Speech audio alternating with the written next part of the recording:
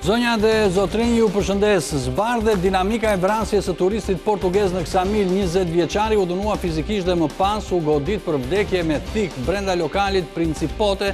Në një garoja e sigurisë, policia arrestoi autorin e krimit dhe 10 bashkëpunëtor, mes tyre edhe 2 turq. Forcat e emergjencave arritën të shuanin plotësisht zjarrin në Lurë të Dibrës, pasi flakët dogjen për më shumë se një javë qindra hektar pyje. Vion beteja në Dajt dhe në Puk, ndërsa u arrestua një 65 vjeçar për zjarrvënie të qëllimshme. Rusia kërkon arrestimin e Conor Kennedy, të djalit sekretarit amerikan të shëndetësisë. Autoritetet e drejtësisë në Moskë e shpallën atë në kërkim, duke akuzuar se po lufton për Ukrainën.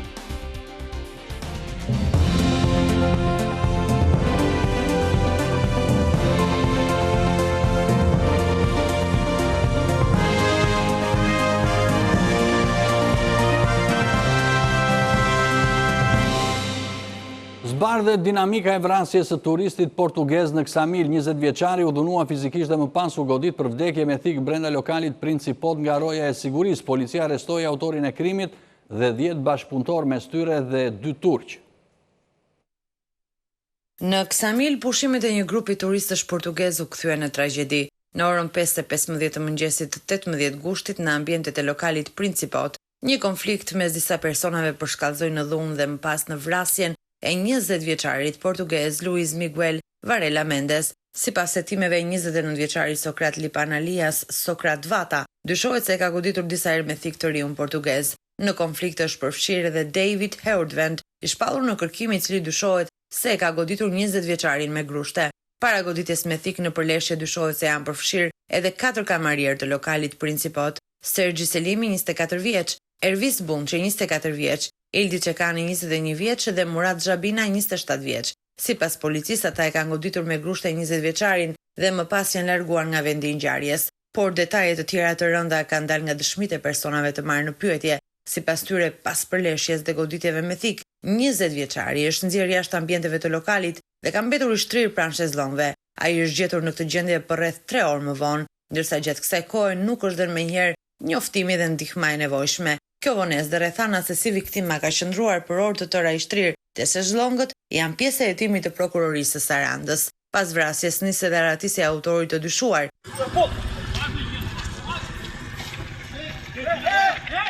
Top Channel ka filmuar momentin e arrestimit të Sokrat Vatës në Levan të Fierit, ku 29 vjeçari u gjetoi fshehur në bagazhin e një automjeti. Në makinë ndodheshin dhe 2 shtetas turq, Nuh Mahmutoglu, 38 vjeç dhe Ezgi Perlak, 31 vjeç.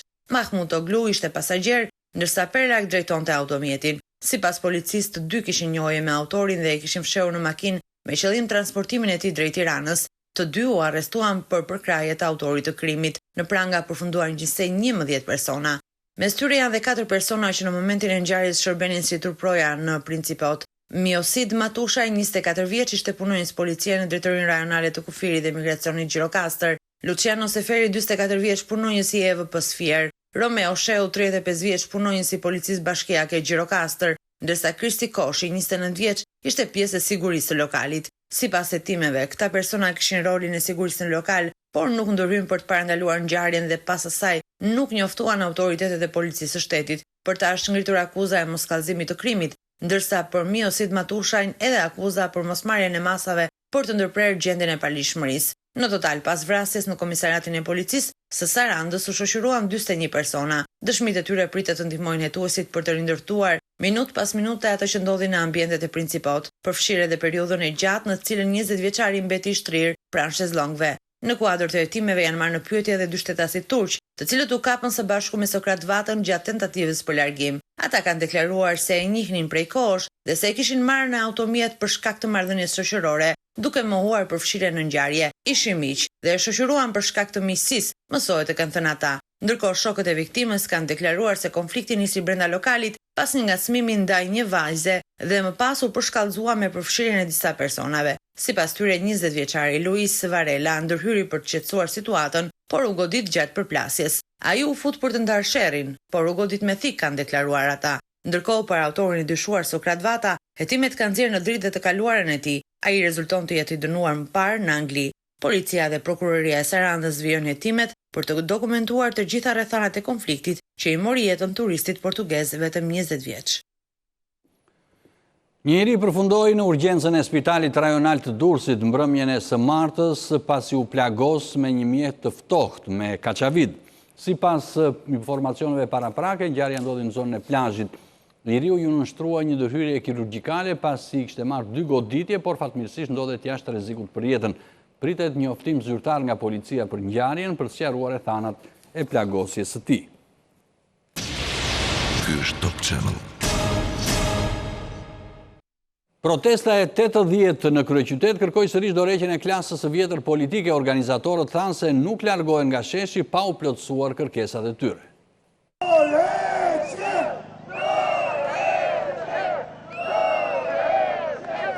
Dorëheqja e kryeministrit Edi Rama dhe gjithë klasës së vjetër politike ishte thirrja kryesore që u dëgjua në bulevardin Dëshmor të Kombit edhe në protestën e 80. Prej rreth 3 muajsh protesta në shesh përsërit kërkesat për dorëheqje të politikës dhe krijim të një qeverie teknike, ata shprehin bindjen se do të qëndrojnë në bulevard. Në protestën e 80, dorëheqja e kryeministrit u kërkua edhe me shkrim ku protestuesit shfaqën mesazhin në bulevard. Pas fjalimeve poshtë kryeministris, protesta vazhdoi me marshimin e përnatshëm në rrugët e kryeqytetit.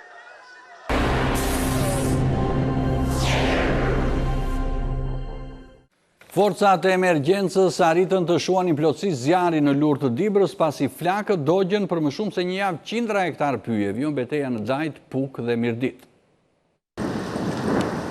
Pas më shumë se një jave mes flakës, forcat e emergjencave kanë shpëtuar nga zjarri Lurën e Dibrës. Ministria e Mbrojtjes njofton se zjarri u shua plotësisht pas një operacioni me rreth 150 forca vendore, 30 efektiv të FA dhe 2 avion Air Tractor.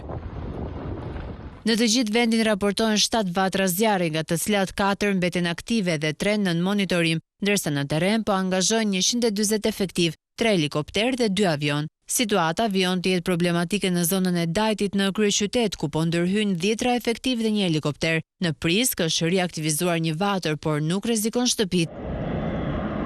Një vatër problematike është edhe në malin e Tërbunit në Puk, ku vijon operacionin në terren të vështirë, mbështetur edhe nga 2 helikopter. Aktive mbetet edhe vatra e zjarrit në Mirdit, por pa rrezik për zonat e banuara.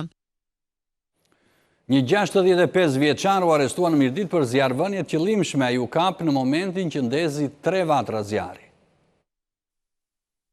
Një 65 vjeçar nga Gziqi i Mirditës është arrestuar në flagrancë pasi dyshohet se ka ndezur qëllimisht disa vatra zjarri. Policia Mirditës finalizoi operacionin e koduar Piromani pas një pune gjurmuese 3 ditore.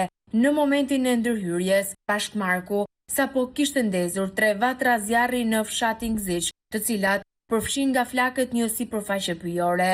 Zjarret u vunë në kontroll nga shërbimet zjarrfikse në bashkëpunim me policinë. Sipas policisë, nga veprimet hetimore, dyshohet se 65 vjeçari mund të jetë autor edhe i disa zjarrvënieve të tjera të regjistruara në territorin e Mirditës gjatë kohëve të fundit. Pashkmarku u arrestua për veprat penale, shkatërrimi i pronës me zjarr dhe shkatërrimi me zjarr i pyjeve dhe mjedisit pyjor. Në drejtimin e prokurorisë së Lezhës vijojnë hetimet për dokumentimin e plotë të rasteve të tjera të zjarrvënieve, për të cilat 65 vjeçari dyshohet si autor. Belgjika po përballet me zjarret më të mëdha të shekullit, ku rrezik janë dhe vatrat nëntoksore. Në Greqi shkaku kryesor i zjarreve është rrjeti elektrik. Belgjika po përballet me zjarret më të fuqishme të shekullit që po djegin mijëra hektar tokë. Rreth 500 zjarrfikës nga Belgjika, Gjermania dhe Luksemburgu, së bashku me fermerë, ushtarë dhe mjet ajrore të emergjencës së Bashkimit Evropian, po mbajnë nën kontroll zjarrin në Wajmes, që regjistrohet të jetë më i madhi ndonjëherë në vend. Por betejë është bërë edhe më e vështirë sepse zjarri nuk po djeg vetëm sipërfaqe. Vatrat e zjarrit janë të padukshme dhe mund të rishfaqen edhe pasi sipërfaqja duket e shuar. Autoritetet presin që disa prej vatrave nëntoksore të mund të vazhdojnë të digjen për muaj.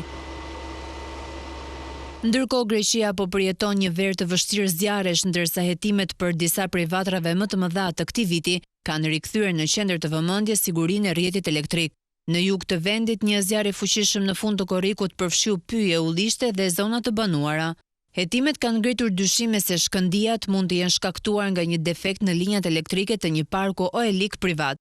Zjarret e këtij viti kanë rikthyer debatin mbi gjendjen e rrjetit elektrik grek, i cili kalon në zonat rurale pranë pyjeve dhe sipërfaqeve të thata. Edhe të dhënat e vitit të kaluar tregojnë se linjat elektrike ishin shkaku kryesor i zjarreve të mëdha, duke kaluar rastet e dyshuara për zjarrvënie dhe pakujdesi. Studiuesit ngren alarmin për rritjen e ndjeshme të rrezatimit ultraviolet në Europë. Ata paralajmërojnë se kjo rrit rrezikun për kancerin e lëkurës dhe dëmtimet e syve. Gjatë 10 viteve të fundit në shumë pjesë të Europës është rritur ndjeshëm rrezatimi ultraviolet. Studiuesit paralajmërojnë për rritje të rrezikut për kancerin e lëkurës dhe dëmtimet e syve.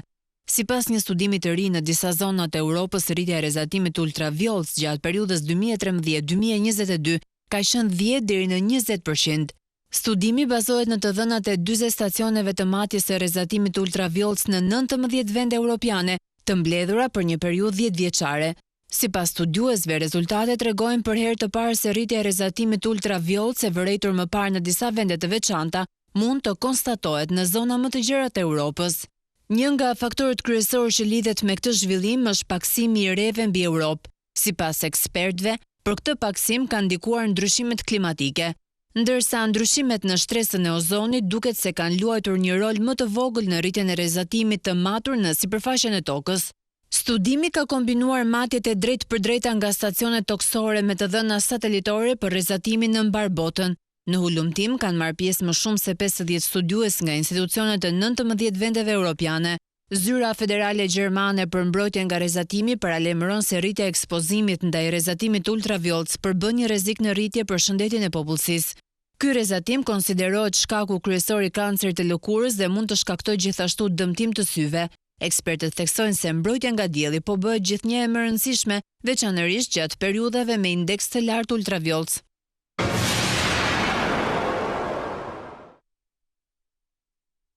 Administrata e presidentit Donald Trump thyen në rekord për pasurinë. Për herë të parë në historinë moderne të Shteteve të Bashkuara, 57 zyrtarë kanë të ardhura mbi $100 milion. Administrata e presidentit amerikan Donald Trump theu rekord për numrin e lartë të zyrtarëve me pasurinë më të madhe në historinë moderne të qeverisjes amerikane. 57 zyrtarë zotrojnë pasuri prej të paktën $100 milion. Mes tyre janë 17 ambasador dhe 40 zyrtar të nivelit të lartë. Pasuria e jashtëzakonshme është e dukshme edhe brenda kabinetit presidencial. Edhe 8 nga 23 anëtarët e kabinetit të Trump bëjnë pjesë në këtë kategori.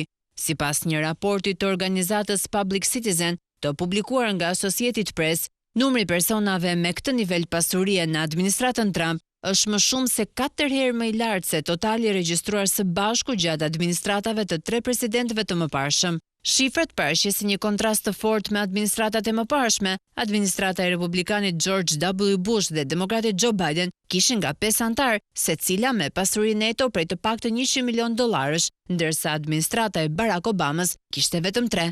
Trump, i cili është vetë miliarder, e ka justifikuar zgjedhjen e njerëzve jashtëzakonisht të pasur për postet e larta, duke e paraqitur pasurinë si një tregues të suksesit financiar dhe menaxherial. Rusia kërkon arrestimin e Conor Kennedyt, djalit të sekretarit amerikan të shëndetësisë. Autoritetet e drejtësisë në Moskë shpallën atë në kërkim me pretendimin se po lufton për Ukrainën. Autoritetet e drejtësisë në Rusi kanë autorizuar arrestimin në mungesë të Conor Kennedyt, djalit të sekretarit amerikan të shëndetësisë Robert Kennedy Jr., duke e përfshirë atë në listën e personave të kërkuar. Vendimin e bëri publik më 12 gusht agjencia shtetërore ruse TASS. Kennedy akuzohet për mercenarizëm sipas kodit penal të Federatës Ruse, vepër që parashikon dënim me 7 deri në 10 vite burg. Sipas TASS, avokati i tij ankimoi vendimin, por gjykata e la në fuqi. Conor Kennedy, stërnipi presidentit John Kennedy, u bashkua me Legionin Ndërkombëtar të Ukrainës në vitin 2022 në nisjen e agresionit rus. Besohet se u largua në tetor të po atij viti pas një periudhe të shkurtër shërbimi. Legioni Ndërkombëtar u ngrit në fillim të vitit 2022 me vullnetar të huaj që shërbenin si ushtar të mirëfillt në të njëjtat kushte me trupat ukrainas. Moska e ka kundërshtuar vazhdimisht këtë status juridik, duke cilësuar ata mercenar. Legioni u shpërbën në shkurt 2026 dhe luftëtarët e huaj u transferuan në njësi të rregullta të forcave të armatosura të Ukrainës. Babai i tij, Robert Kennedy Jr., u betua më 13 shkurt si sekretar 26 i shëndetësisë në administratën e presidentit Donald Trump. Producenti i njohur francez Nicolas Altmaier dhe partnerja e tij, drejtuesja e Diorit Mathilde Favier, humbën jetën në një aksident tragjik në Francë. Makina e tyre u përplas nga një kamion.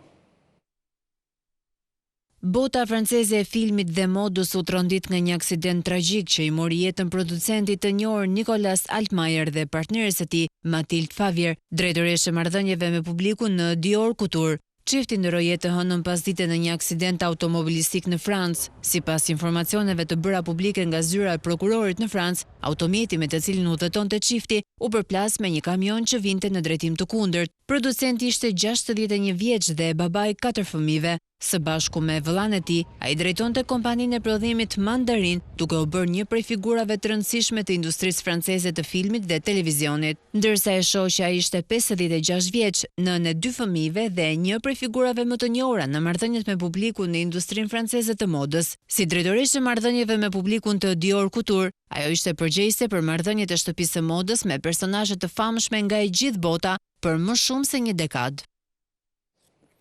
Një person humbi jetën dhe mbi 200 të tjerë përfunduan në spital nga salmonela në Angli. Autoritetet ngritën dyshime për vezët e importuar.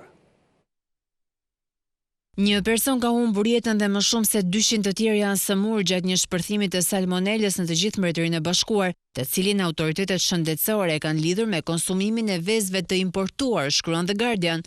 Mosha e 207 personave të prekur varion nga foshnjë deri në 90 vjeç, sipas Agjencisë së Sigurisë Shtetërore të Mbretërisë së Bashkuar, e cila po drejton hetimin mbi këtë shpërthim. Agjencia po bashkëpunon me vende të tjera europiane përmes sistemit të tyre të përbashkët të mbikëqyrjes së kërcënimeve ndaj shëndetit për të përcaktuar se si nisi shpërthimi. Agjencia bëri të ditur se nuk mund të jap detaje rreth personit që humbi jetën apo rrethanave të vdekjes së tij, pasi çështja është objekti i një hetimi në vazhdim. Raportohet se të paktën 34 persona u sëmurën rënë nga salmoneloza, sëmundje shkaktuar nga salmonela, saqë u desh të trajtoheshin në spital, ndërsa 2 prej tyre pësuan infeksion në qarkullimin e gjakut. Autoritetet kanë konstatuar se të 207 rastet lidhen me një lloj të vetëm të salmonelës. Pjesa më e madhe e rasteve janë regjistruar në Angli, 6 në Skoci dhe një tjetër rast në Wales dhe në Irlandën Veriore.